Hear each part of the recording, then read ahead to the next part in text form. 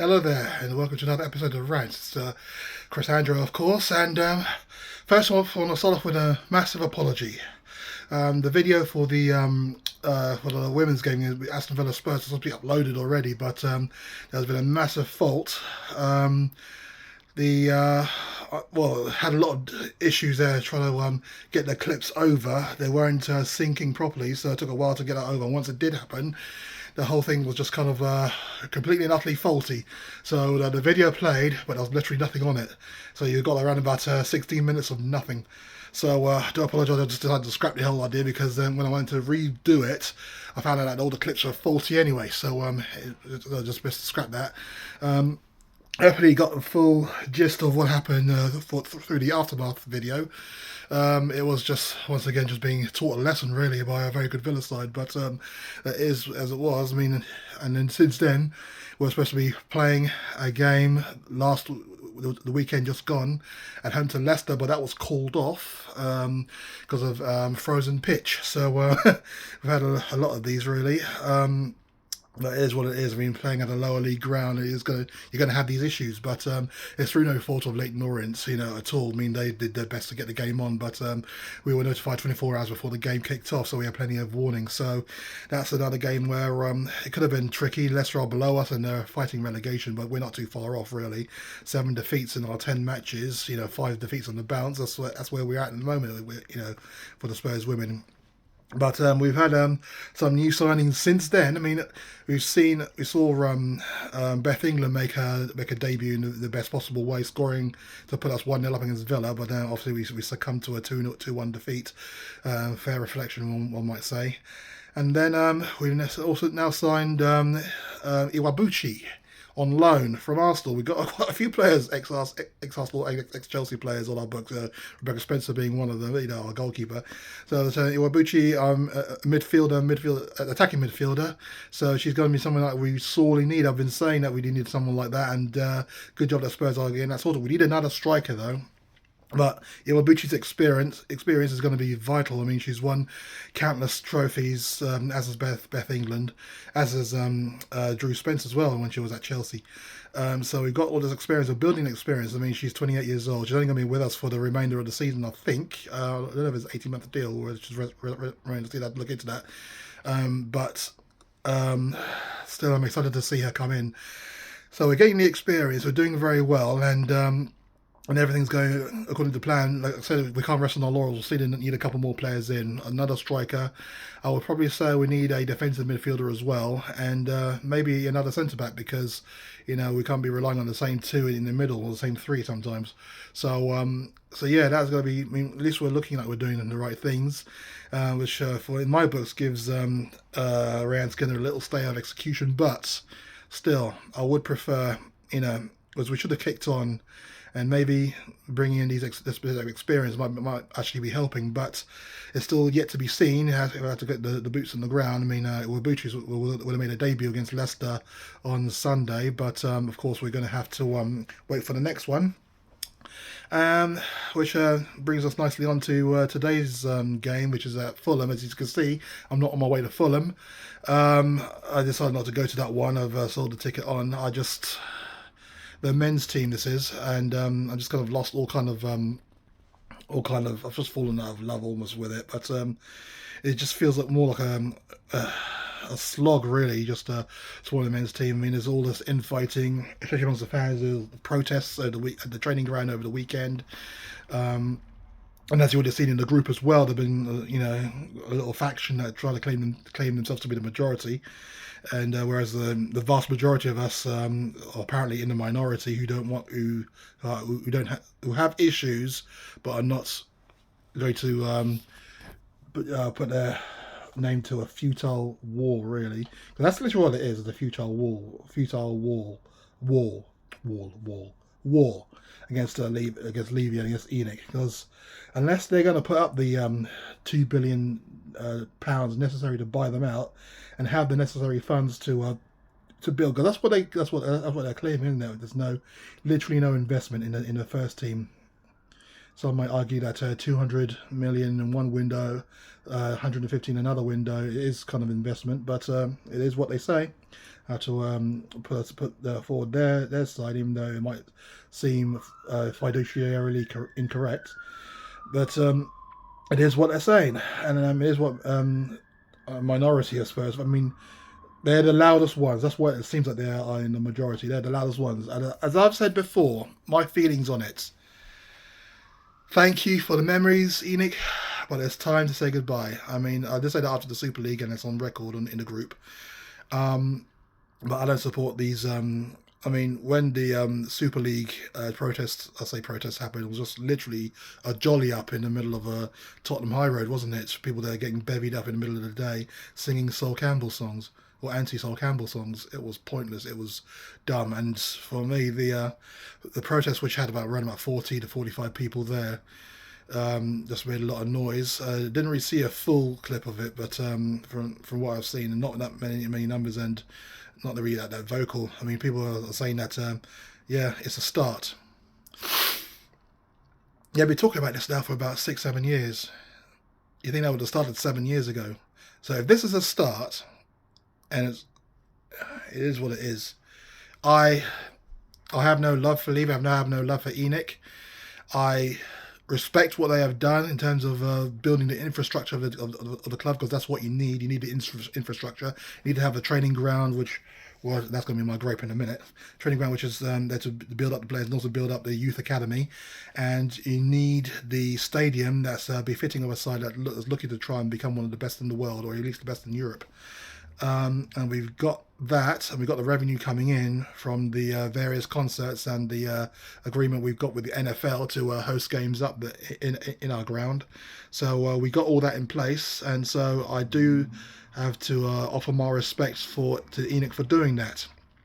And so that's where we kind of differ, because their argument is ENIC have done nothing. I can't support that. Because if that's that is a view that's what ENIC have done anything, then they're literally saying that stadium has been there for the last 20 odd years.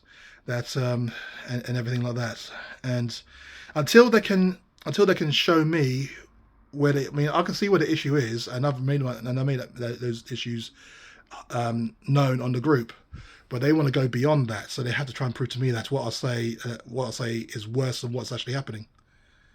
You know what I mean? And they haven't. None of them have. They haven't. They really haven't. And that's where the issue lies. So until that happens, I'm not going to put my name to something as destructive as that, because what they are doing is literally poisoning the atmosphere there. And although yeah, I mean, like I said before, if that investment from QSI comes in, and they become a minority shareholder at Spurs, then yes, I shall support that. I will. I mean, I've gone past caring about doing things the right way. Let's buy the title like everybody else seems to be doing. So, you know, I'd welcome that. But when they are saying that nothing has happened from Levy has pocketed the money, they have no proof of that. Ask for proof, nothing. They say that Levy has not invested in the club. You provide the accounts. You want a rebuttal? There's nothing. You say that Levy buys all the players. We've had buys all the players against the manager's wishes. There may be some evidence of that, because some managers have said that, but on the whole, we've had a director of football in place for many of those years. You ask for a rebuttal on that one, nothing. So they literally just want. It is like the Brexit thing all over again. You know, this is what we're saying. This is what we say is happening, and you know, don't ask any questions. Just follow us. Look what that's got in the country. So that's why I am loath to follow anything that they say regarding Spurs, regarding Levy. If Levy does sell up, he sells up, and fair dues, well done to that, and then we move on. Hopefully, he sells to someone who he sells to a billionaire who has the club's interest at heart. Yeah, but drink that one in. I think the only billionaires that have done that are QSI for Paris Saint-Germain, the City Group company for Manchester City. I think are they Bahrain? I can't remember where they are from. Oh, they must be Bahrain or something. and who else? And Roman Abramovich, who was pretty much just money laundering the money from Russia into Chelsea. That's literally what they were doing there. You can't really say that Liverpool have done them, so they have had one decent owners there. And everybody else who's come in, multi-millionaires or billionaires, have run clubs into the ground. You've had the example of QPR, where they were the richest club on the planet at one point. Where are they now? And that was immediately after they were bought. You've had issues at Hull City as well. So it's not really a case of be careful what you wish for. I mean, but literally don't get so arrogant as to believe that a billionaire will come in and think that, and you think that he's going to be one of you. You know, the only person the billionaire that came in and that was one of us, Joe Lewis. But now people want him out because they don't see him spending his own money in the club. We have made the club now to a point where we're kind of self-sufficient. Obviously, it's going to take a bit more time. I mean, paying back the stadium bill is going to be around like 20 odd years. But at the same time, they think that he should plough more of his own money into the club. And when you've got people complaining that they should take their own money out of the club just to make a point, you kind of wonder why they think, I don't know, he's a billionaire, why they think he should plough his own money in. But it is the thought of, I mean, there have been some benevolent chairman out there, but it's not a sustainable model. You had Abramovich most recently, but obviously that was a case of money laundering, and allegedly, I should say, before and the lawyers get onto me, but that's never been the case. A billionaire will go in and try and look to maximize profit out of a club, but people think that they want Lewis out, they want ENIC out, they want Levy out, and a billionaire will come in and just splurge his own cash on the club. But you can't talk to these people, because at the same time, if you try and ask for facts, you just get insulted, and that's just kind of where it's kind of at. So they can have their little protest, all 50 of them.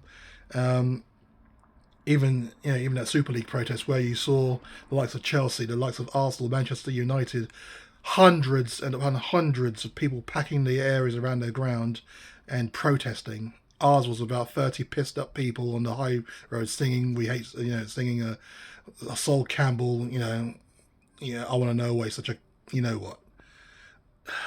It's pathetic. It really is. It is all pathetic, and that's why I still say it's pathetic. I mean, they could talk about themselves being in the majority, even though the numbers say otherwise, but it is pathetic. It really is, because they have no answer. They don't provide any answers, and they will not provide any answers. So as far as I'm concerned, it's just kind of ruining the entire thing for me. And the way the Spurs are playing at the moment, it just kind of adds to that kind of environment. It looks like Conte doesn't really want to be there. And if rumours are correct, then he looks like he's going to be going at the end of the season. Harry Kane, maybe the whole will he stay, won't he stay saga will finally come to an end, and he will finally go.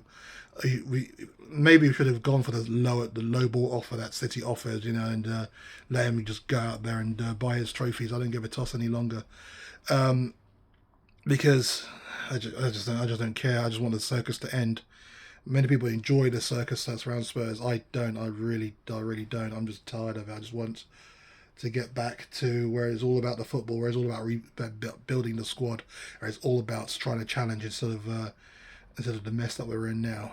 And we have been in a mess all season, because we have not played at all well. We've not looked like we're even trying to win games, even when we do win, it's kind of like, it's kind of like a after the Lord Mayor's show kind of affair, and it just doesn't feel right at all in any way, shape, or form. But I don't know where we are in the table, but as long as we qualify for Europe, that's all I care about. As long as we win a trophy, and that's kind of ebbing away slowly. I mean, we saw a performance against Portsmouth that was diabolical in itself. I think we had 2 shots on goal, and we scored from one of them.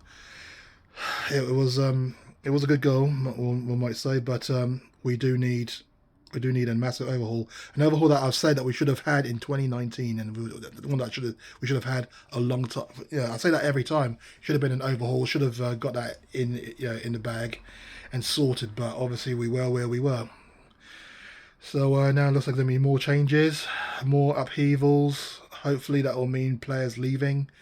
I want the same kind of energy that went into the staff overturning, as we saw in 2004 when I think it was Santini came in, and then Martignolo took over eventually, and then kind of overhaul that we saw when Pochettino first came in. You know, loads of players leaving, lots of players coming in. I want to see that kind of thing, but it looks like there isn't an appetite for that at the moment, and that's where we're going to fall short. That's the issue. Obviously, I didn't go to the Arsenal game, the Spurs Arsenal game, as I said at the time, because getting there was a major issue. It was just a major issue. You'd seen in the video there. Just a broken rail, I think it was, if I remember rightly. So I couldn't get all the way past Guildford, and if I did, then they couldn't guarantee that there'll be a coach from Guildford back down south. So I could have been stranded in Surrey. So that's why. So if I wasn't stranded here and missing kickoff, then I would have been stranded in Surrey and wouldn't make it home in time for work the next day. So that's why I had to turn back and go home. And even then, watch the first half of that game. It was uninspiring, so I left it. Didn't see any of the Manchester City game, but I'm happy for Emerson scoring a goal, a towering header by the sounds of it. After all the stick he's been getting from Spurs fans all over the place, even though overlooking the good stuff that he does do. You know, and just it must be under a lot of pressure, and I imagine he gets a lot of abuse on Twitter as well. If I was him, I'd be surprised if he starts his Twitter account open, because there are a lot of unseemly people there who masquerade as Spurs fans who will do that sort of thing. So he's been under a lot of pressure, but I'm happy that he got his goal. Well happy for him, very happy for him. Kulusevski also scoring, and then in the second half he fell apart. We lost 4-2. So it is Riyad Mahrez scoring again against us, and I'm just sick to the side of him just scoring goals upon goals against us. He absolutely annoys me. And in the game before that, you've seen in the group, I said that I was expecting us to win, and expecting us to win big, and not win big, but expecting us to win, at least put on the ball, because we always do it against Manchester City. That time we then capitulated, found ourselves 2-0 up, and then couldn't control it in the second half. Apparently, from my understanding, we went gung ho in the second half, as if that was some sort of clever idea. It's either management or the players. They don't give a toss anymore. They just don't give a toss any longer, and that's where the issue lies. And so I did have a ticket for the Fulham game, but I just didn't really fancy that one. We are poor in London derbies at the moment, and I think we got 1 point against the Big Six all season, and that was a little two-all drawing it away to Chelsea, where some might say we were lucky to get a point, but I'll say, well, maybe looking back on it, maybe we were lucky. I just kind of try to ascribe it to us having a game plan of just sitting back and seeing what they were doing and then countering. I don't think that's even the case. I think we just played badly and just took our chances on that occasion. Had 2 chances and scored them. We've been poor all season, man. We have really been poor all season. And so I don't expect anything out of this game tonight. And as you know me, I'm usually the most confident going in. It doesn't matter who we are playing. I expect us to turn up, put in the performance and win. We have not done that all season. So why would I expect that now? I won't be. Not at all. So it is what it is. If we get a victory out of this, well, what? We're miles off the top. I don't give a toss what happens. And the week after that, it's Preston. Bristol. I'll be at that game, and hopefully I'll be able to get things working on this new phone I got. Do you like the picture quality? It's quite good, isn't it? Yeah, we'll be able to. I'll be up there for that one. As our only route for a trophy. I mean, we've got the Champions League, but really, we've got AC Milan, and the tickets came through for that a few days ago. So we've got big plans for that for that week.